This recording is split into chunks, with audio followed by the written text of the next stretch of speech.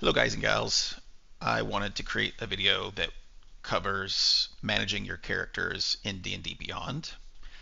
That seems to be the preferred way for players to keep track of their characters, mainly because it gives you access to your characters 24/7, whereas our Foundry sessions are only available while we're playing, and so you can't really see your characters in that way.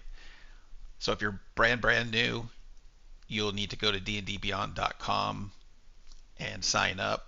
It's free. And then once you sign up, you'll see under collections an area called My Characters.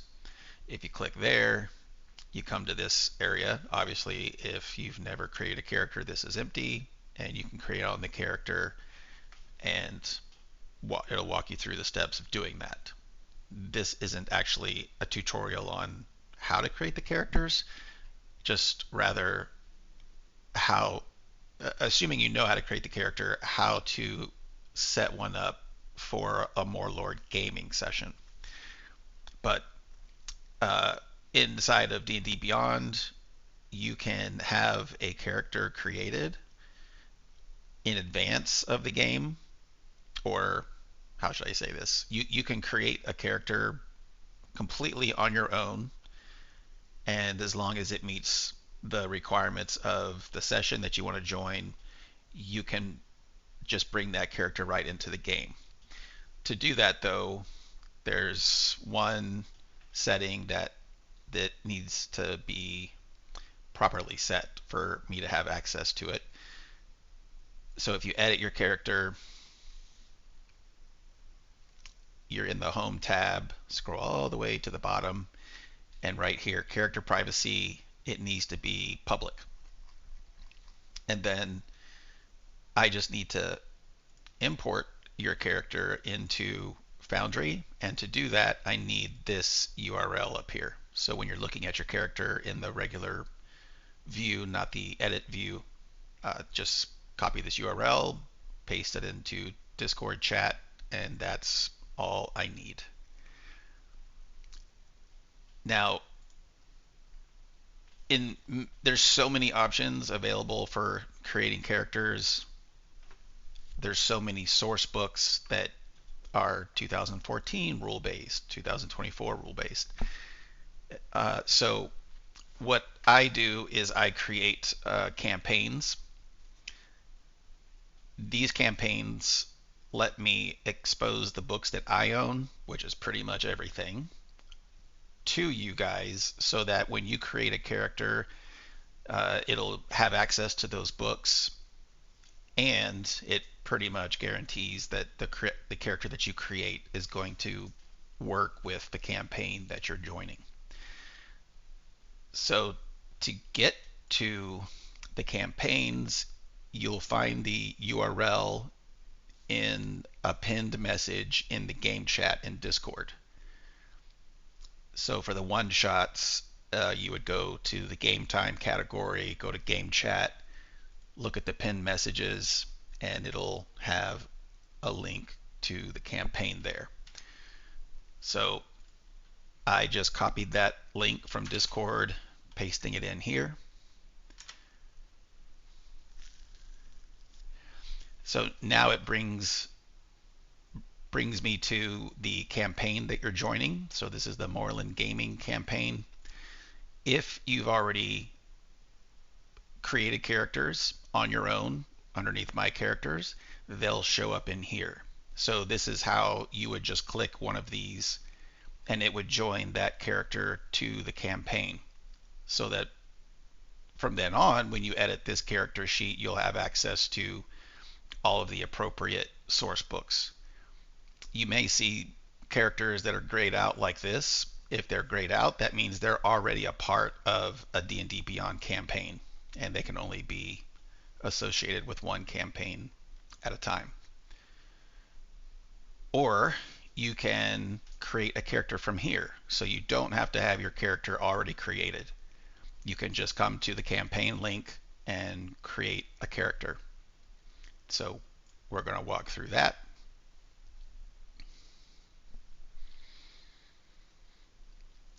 On the home tab, um, it really depends on what session you're joining. This default is my personal default. If you don't have defaults set, everything in here would be checked like this.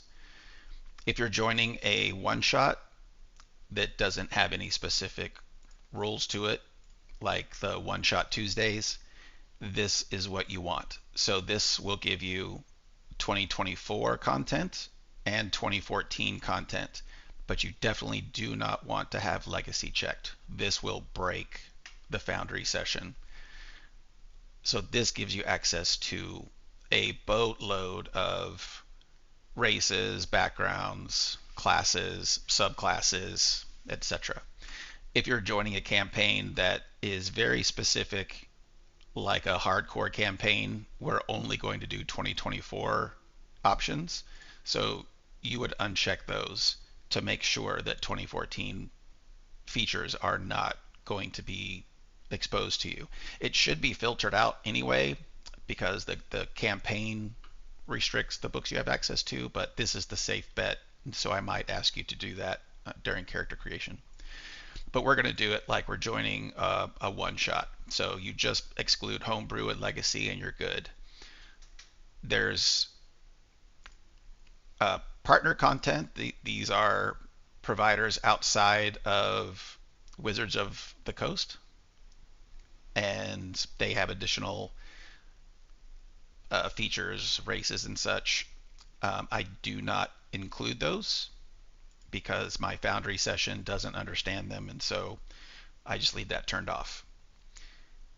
And the only other two things that typically matter is the XP advancement. So for one shots, just leave it milestone. If you're joining a campaign, so far all of my campaigns level up based on XP, so you would change it to XP in those cases. But one shots, you can just leave the default. And then scroll down, and again, make sure this is set to public. So now when we go to the class tab, we're automatically restricted to just what is made available based on both your settings that we just looked at and the books that I have made available. So under core rules, so these are the core 2024 classes that come from the player's handbook. Because we had 2014 rules included, these are the core classes from the 2014 player's handbook, and then expanded rules also gave us access to Artificer from Tasha's Cauldron of Everything. So it's ideal that you use the 2024 version of these. The main reason why I allow 2014 rules is not for the class, but for species and backgrounds and yeah, just those two. So for class, to be safe, use just core, or you can use Artificer. Artificer is completely fine. So let's see. I will select. I'm going to do something that can both cast and has spells. So let's do cleric. And it's just letting me know content from the player's handbook, all the goodies about a cleric.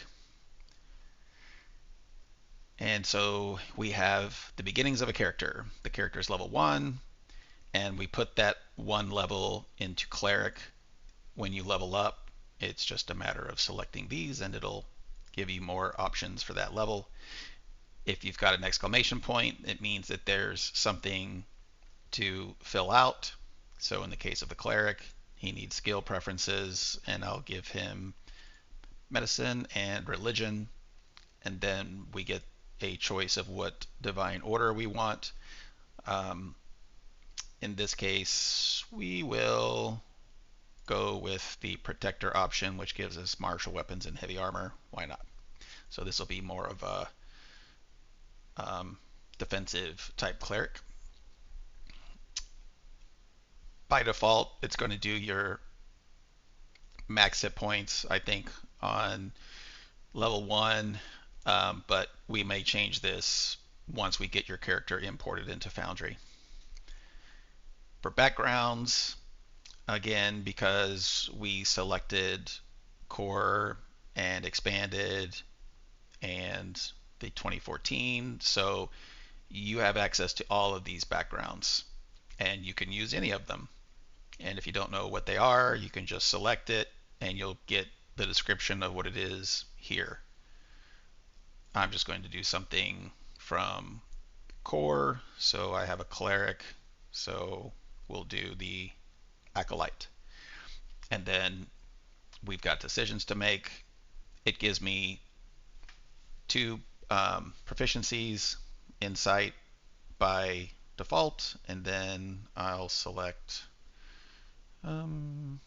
nature. And then we have options here for magic initiate. What is our spellcasting attribute? For a cleric, it's usually wisdom. And then we get spells, so I'm just going to quickly select the first ones. Unfortunately, it doesn't give you descriptions of the spells. You'll have to do that later on once your character sheet's complete. And then ability scores, I'm just going to hold off on that one until I get my ability scores figured out and see what we need to do. Then we go to species. Again, we've got our core species that come from Player's Handbook, expanded that come from other books, 2014 and 2014 expanded from all sorts of books. So you have a lot of options here. Again, for one-shots, anything in here is fine, but I'm going to stick to something more standard, and I'm going to do ASMR. Again, shows you the information, so if you don't want it, you can cancel and switch to a different race. And so in this case of ASMR, I get to select which size and what languages.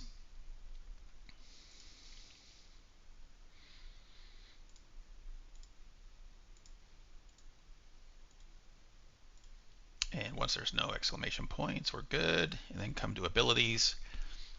For abilities, we use Discord. So in Discord, you go to dice rolls.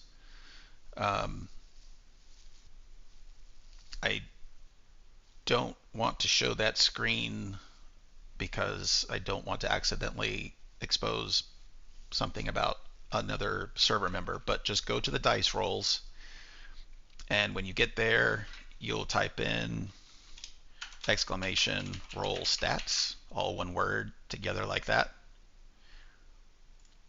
and it will automatically roll stats for you. So I'm doing that in Discord right now,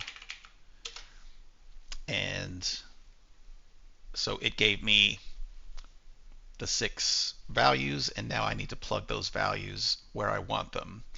So I need to select manual and then just manually enter in these values. So wisdom was my primary. I rolled a 14. I got another 14, and then I got a 13 and a 10, 10, and 9. So now that I see that, I want to boost my wisdom, and I'll probably boost my dexterity by 1 so that it goes up to the next bonus. So I'll come back to background where I've got the ability scores, and I'm going to go with the +2 +1 option. The +1, oh, I can't do dexterity, bummer. So I will put that into intelligence. I think it was a 9, and then wisdom. Yeah, so my intelligence went up to 10, so I won't have a negative anymore, and wisdom is a 16.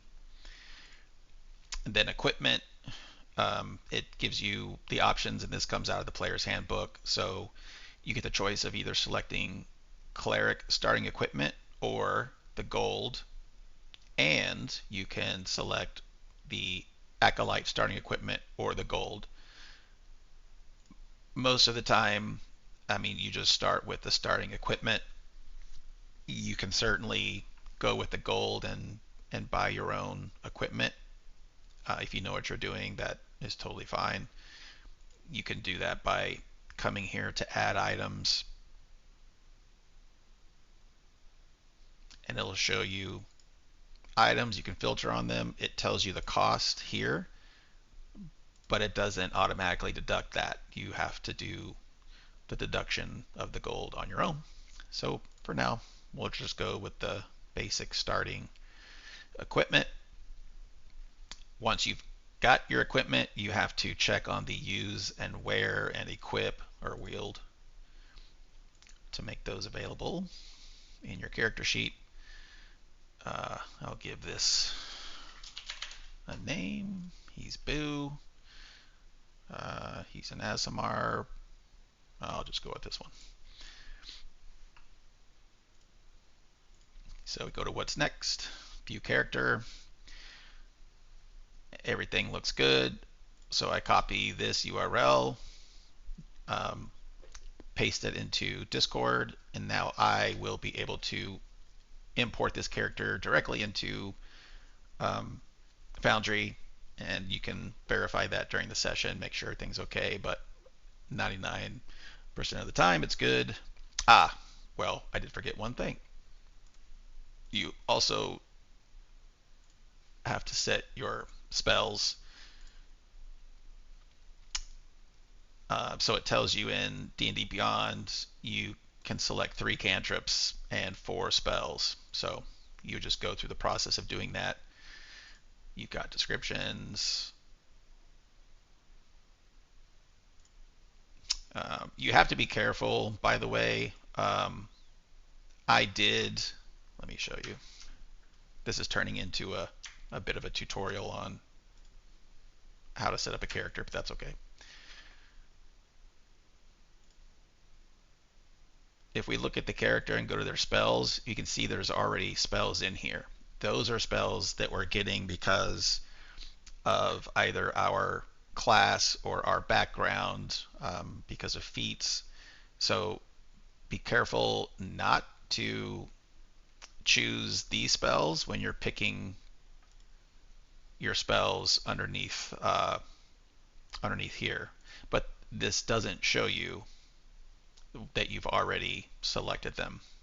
So anyway, we'll learn. So now we've got all of our 3, and then we've got 4 spells. We already have Bane because I selected it during the character creation. So we'll do Bless, Command, Cure Wounds, and one more Healing Word. All right, now we're good. Character's all done. Refresh this guy. Go to our spells. Now everything looks good. Now the character's ready to be imported, and that's all there is to it.